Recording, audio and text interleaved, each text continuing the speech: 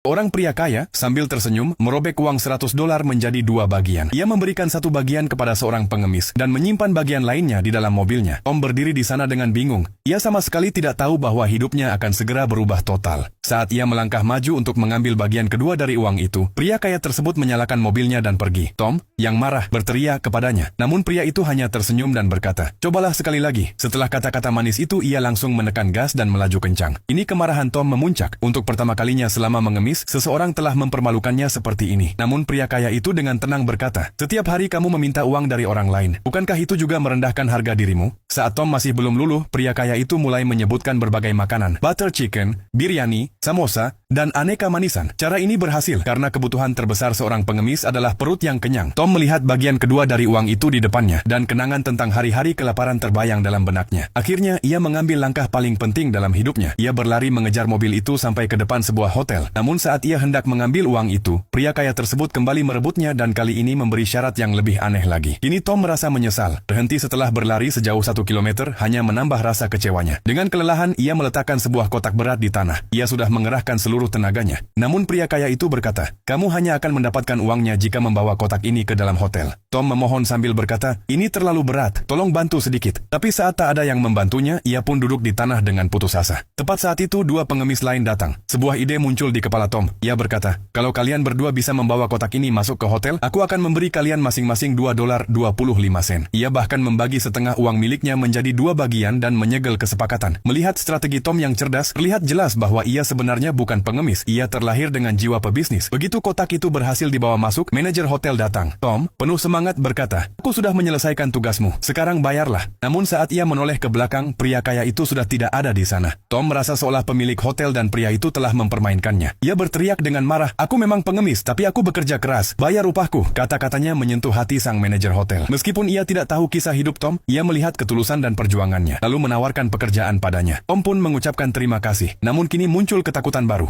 Bagaimana jika ia tidak mendapat sisa uang itu? Apa yang akan dilakukan dua pengemis tadi kepadanya? Saat ia memberitahu bahwa ia tidak dibayar, wajah kedua pengemis itu berubah. "Kalau dalam seminggu kamu tidak bayar, kami akan memukulmu sampai kamu tidak bisa mengemis lagi." Mereka pergi dan Tom duduk di tanah sambil menangis. "Kenapa Tuhan? Mengapa nasibku seburuk ini?" Lalu ia teringat tawaran pekerjaan dari manajer hotel. Dalam hidup, ketika masa paling sulit datang, sebuah jalan baru juga terbuka. Takdir mungkin bisa mendorongmu, tapi langkah terakhir harus kamu ambil sendiri. Waktu berlalu. Kini Tom telah menjadi manajer di hotel yang sama. Suatu hari saat ia menjalankan tugas rutinnya, ia diberitahu bahwa ada tamu yang menolak membayar tagihan. Ia pun mendatangi tamu itu, dan saat dompet si tamu dibuka, Tom melihat uang $25 yang sama.